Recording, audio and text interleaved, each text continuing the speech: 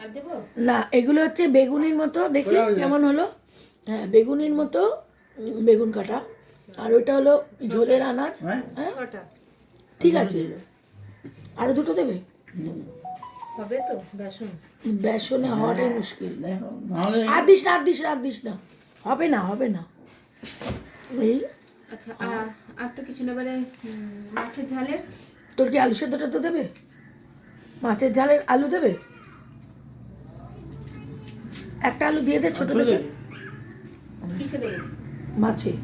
মাছে দেবো।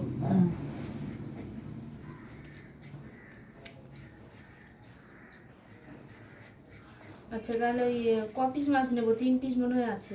ও তিনটেই করে ফেল। দুটো দাদার জন্য কর, আর একটা আমার জন্য ভাজা রেখে ভাজা রেখে দে, আমি ঝোলে দিয়ে দেবো। ঠিক আছে। এইভাবে হবে আজকে রান্না। হ্যাঁ, তাহলে ওই ইয়ে হচ্ছে, মাছের ঝাল হচ্ছে, আর বেগুনি হচ্ছে, আর আমার ঝোলটা আমি করে নেবো। তুই আদা বেটে দিয়ে যাবি।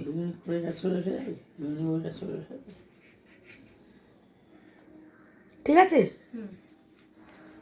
তো বন্ধুরা, এই হচ্ছে আজকে রান্নার বিবরণ। আর তারপর দেখতে হবে জল খাওয়া হয়েছে, সব পড়ে আছে।